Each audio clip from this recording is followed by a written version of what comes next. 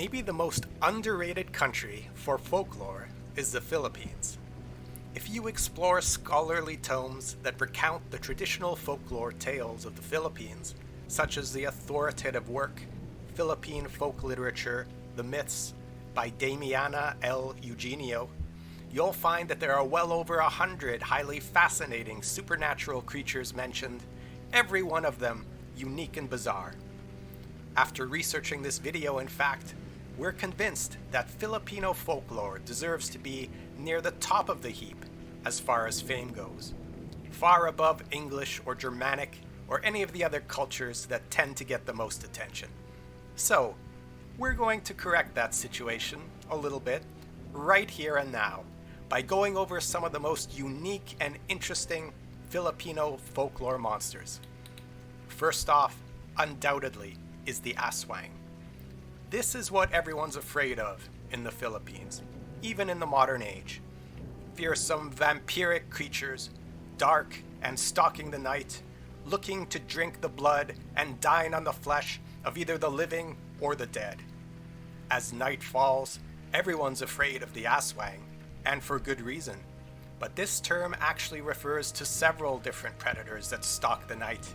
It's an umbrella term for a wide range of bloodsuckers and ghoulish corpse snatchers.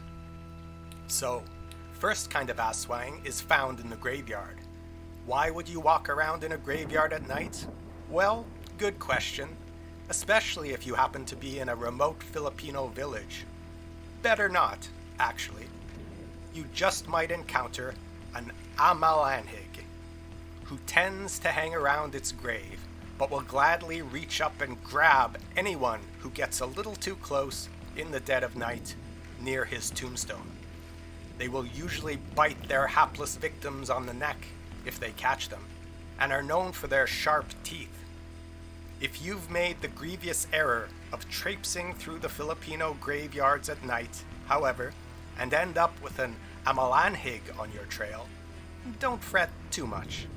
It's recommended you walk in zigzags or perform some minor acrobatics like jumping a fence or climbing a tree, as they are known to have stiff bodies that can't do calisthenics too well.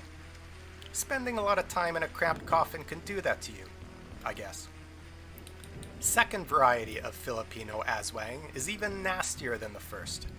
Known as the ugliest, stinkiest, evilest aswang, the balbal prefers gamey, deceased person flesh rather than the fresh, living person variety.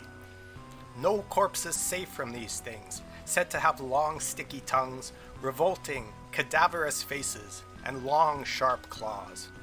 All the better to rip off the clothes of whatever corpse they'll be dining on that night. People take the threat of the balbal quite seriously, with many old customs still prevalent, like not airing or sweeping houses soon after a death, so as not to let the smell of the dead waft out to the nasty, flaring nostrils of the carcass eaters out there in the jungle. It was customary, in fact, to throw a dead chicken or other animal out into the wilderness before quickly transporting a corpse out of your house in order to distract the lurking, corpse-eating aswang and so make it out to the cemetery without incident. Thirdly, and maybe the worst kind really, in a way, is the aswang that walks amongst us. Maybe most similar to the legendary Count Dracula of Western tradition, this aswang is quite capable of impersonating a normal, maybe even a kind and charming neighbor of yours, peacefully raising goats and cultivating a field of hemp by day, but by night he reveals his real interests, that is, eating people. This vampire transforms into a vampiric creature during the night, keeping the other aswangs company by hunting for corpses to feast on, or lurking in the trees and waiting for a particularly delicious human to walk underneath his tree, at which time he'll pounce. It is said that if a busao gets a hold of you and makes you his prey and his supper, you will end up a busao like him, if he lets you survive. So, If you're walking in the Filipino cemetery at night, you've got a few things to worry about. Stay away from those tombstones, for fear something might reach out and grab you. And keep one eye up at those trees, for fear something might drop down on you. To keep your corpses safe from the busao, you'll have to marinate your dearly departed ones in salt, herbs, and vinegar. That's apparently good busao repellent. Not everyone likes salt on their meat. The last one is by far the weirdest. The manananggal is known for being able to separate its upper body, from its lower body. Having left its lower bit somewhere, it then proceeds to fly around in the night looking for some blood to suck from some unsuspecting victim. With its wings and sharp fangs, it is definitely a terrifying figure to come across in the night. It is usually a female and tends to target sleeping pregnant women, newlyweds, or other victims related to matrimony, babies, and young love. Luckily, like other aswang, salt can repel it. Holy water, garlic, vampires everywhere seem to all hate this stuff. So, there you have it, the 4 main varieties of aswang. Got a few goosebumps? Well, I do.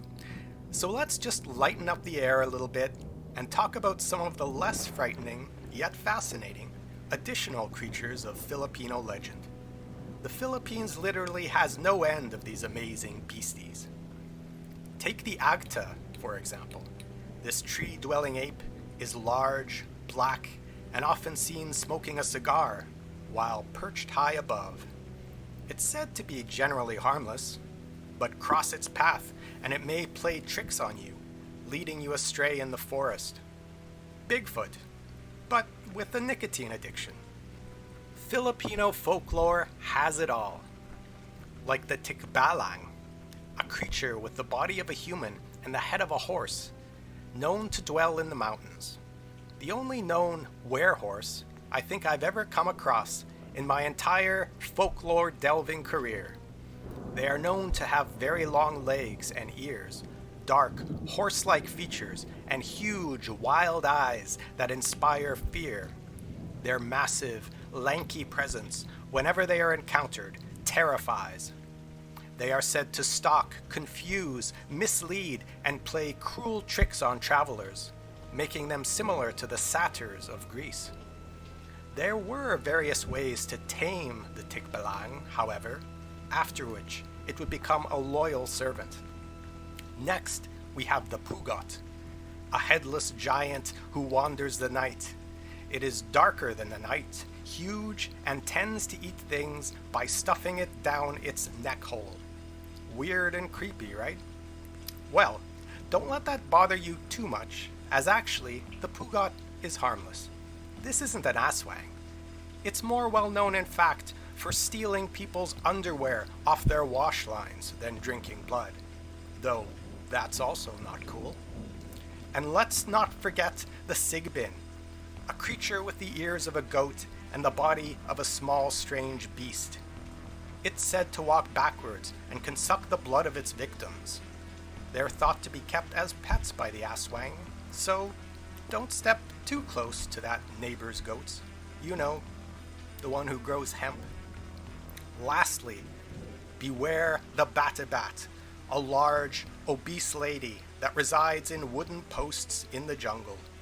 If you sleep too close to her home, she may sit on your chest, causing nightmares or even death by suffocation. So always be careful where you rest your head, because that batabat's easier to miss than you might think. Well, my goosebumps have disappeared, a bit. Hope yours have too. And I hope you got a bit more of a clear picture of why I'd rate the folklore of the Philippines as maybe the most rich and satisfying cultural smorgasbord out there, with a seemingly endless variety of flavors. And speaking of rich and satisfying flavors, we hope you've picked up a few tips and are a little wiser too. So, if you ever happen to find yourself living in a remote Filipino village and that one neighbor with the goats and the really nice hemp fields, just happens to invite you over for supper one misty, moonlit evening, yeah, maybe don't. Well, that just about wraps up tonight's tale from Lorehound. Join us as we sniff out more of history's most interesting stories. As the hound dog entered the dimly lit library, he sensed an aura of mystery surrounding the ancient scrolls. The dusty shelves towered above him as he sniffed his way through the labyrinth of books. Suddenly, he picked up a scent and followed it to a secluded corner. With bated breath, he approached the shelf and pawed at the book, revealing the hidden scroll. As he rolled it out, he knew he had discovered a treasure worth protecting at all costs.